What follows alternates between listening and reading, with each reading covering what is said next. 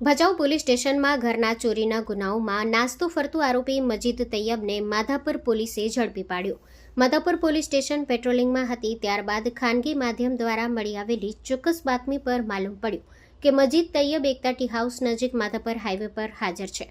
Patrolling સ્ટાફે તાત્કાલિક કાર્યવાહી કરી મજીદ તૈયબને રાઉન્ડઅપ કરી BNSS કલમ 35(1) હેઠળ કાયદેસરની કાર્યવાહી માટે ભચાઉ પોલીસ સ્ટેશનને સોંપી દેવામાં આવ્યો। Story report by Kiran Gori, Bhuj.